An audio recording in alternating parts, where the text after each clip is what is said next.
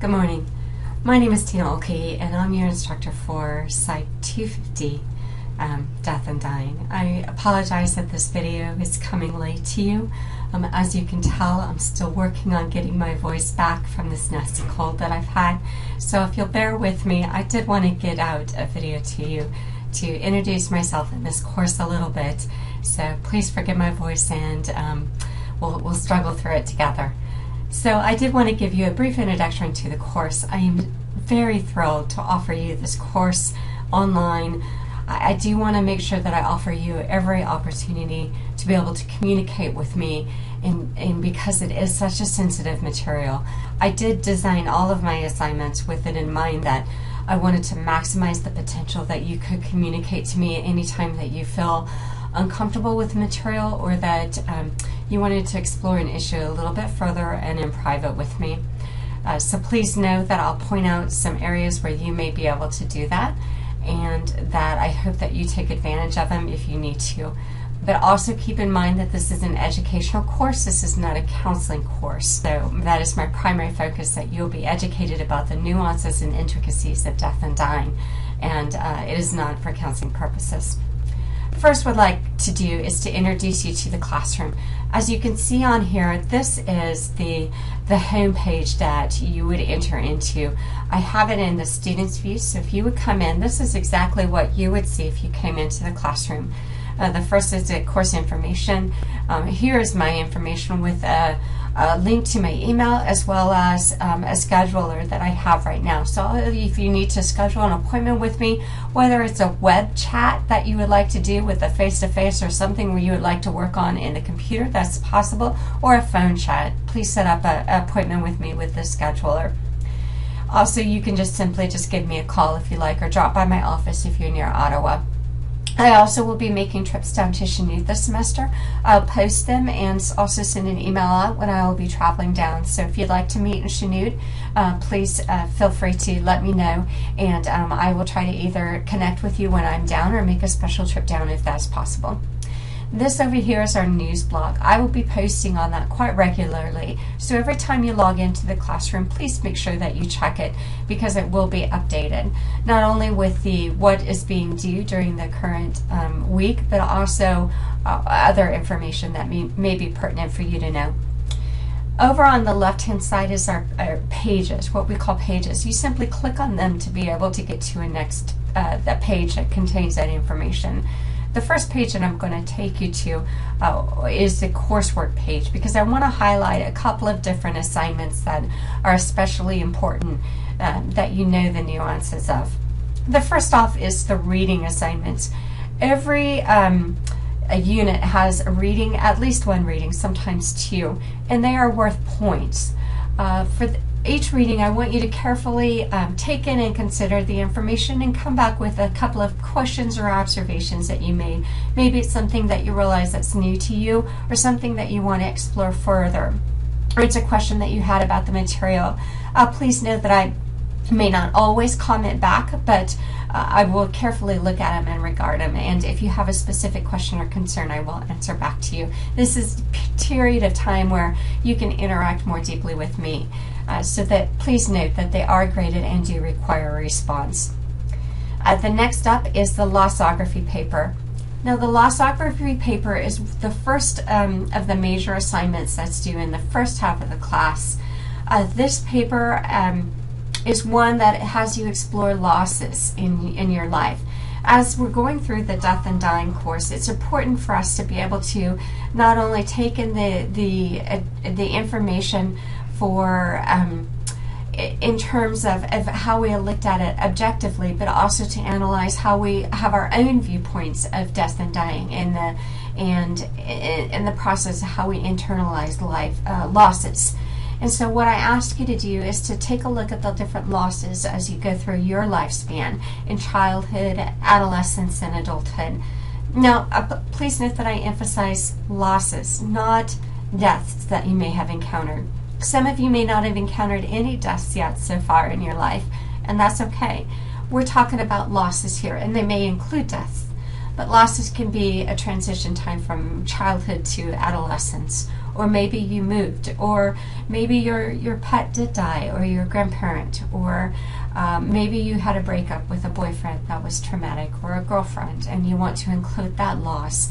Losses can encompass a variety of different aspects in the lifespan. This is not due until Unit 5, but I did want to introduce it early so that you could be able to start working on it. I found that in the past that a lot of people want to take quite a bit of time processing it. This isn't a sit down and write in all in one night kind of a thing, because you are looking at something that is very deep and very personal. People in the past have actually had to sit down and write it in different stages because they've had to process through things. Please note that we are going to have a roundtable presentation where we present our lossographies to each other. So don't put in anything in it that you don't want to share with others. I found in the past, though, that it's an amazing experience to be able to share our lossographies and know that people experience loss that in similar ways. It's a connecting experience with others. So I encourage you to be real and honest as much as you feel comfortable. The second assignment I would like to point out are different forums. Forums is what we take part in our class discussions. Now, forums have two different dates on it. They have your initial posts, which are due on Wednesday, and then your replies, which are due on Tuesday or Sunday.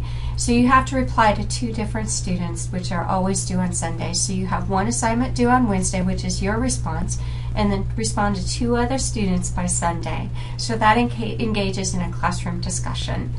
These all take place on, if you'll look back on the left-hand panel on the forum page, it looks like this when you get to it. So you can go in and you can click on the topic, and you know it's open for you to be able to work on it because it has a little folder that you can click into. Once you click into it, you can see that you can make a post by clicking on Add a Post. And so that way you know that you are able to make a post to it. All of the discussion forum topics are what is called post first. So that means that you don't see if anybody else has posted until you actually post yourself. Once you post yourself, then you'll be able to see how many of your classmates have posted. The third assignment that I would like to point out to you is the private journal. Now, as this is a very sensitive topic that we are discussing throughout the entire term, I'd like to be able to process it through with you personally without anybody else reading it. So I require you to respond to me in a private journal. This is just something that is read between you and I, and it continues on throughout the entire semester. And again, it's just between you and me. Think of it as a conversation between you and me, a one-on-one interaction between just you and me and no one else. So you can put your thoughts, your feelings, any personal connections, or just something that sparked your interest. It is not a summary of the unit or a summary of the reading. That will earn you 0 points because I know what is in the textbook, and I don't need to know that you know what is in textbook. I just want to know what your reactions, a critical analysis of it, an application to your life. That's what I'm looking for in the private journal. And the private journal can again be found on the forums page. It is at the bottom, and it's called the RFQ, for reflections, feelings, and questions. The last thing that I want to talk to you about, actually there are two more things that I want to talk to you about. One is the NC 105 orientation for students. This is an outside class that you'll go and you'll click into. You should see it in the list of my courses. So if you go back up to the top in the left-hand pane, and you're under the quick links, you'll see my courses. You'll see an NC 105 in there. It's a quick course that will give you a refresher on your technical skills for navigating the online classroom. If you need any assistance with it, please just let me know. It does take a while for you to complete, so I would allow at least 1 week because it does. You have to allow for outside graders to be able to grade it. They do grade it once daily during the work week, but not during the weekend. So make sure that you plan accordingly. All you have to do is complete the NC 105 course, get the certificate, and then upload your certificate to this classroom, and you're done. Please let me know if you have questions about that. The final thing that I would like to talk to you about is the research paper. I went ahead and opened up the research paper topic submission in Unit 6. That doesn't mean that it is due. If you'll notice here, it says the due date is April 1st. Some of you would like to start thinking about your research paper and maybe even start working on it. You take advantage of that if you would like. The research paper gives you an opportunity to explore some concept about death and dying a little bit more in detail. It could be bullycide, or suicide, or hospice care, or aspects about funeral. Topics are wide open about death and dying. I would encourage you to rifle through your book and take a look at different topics and see what interests you.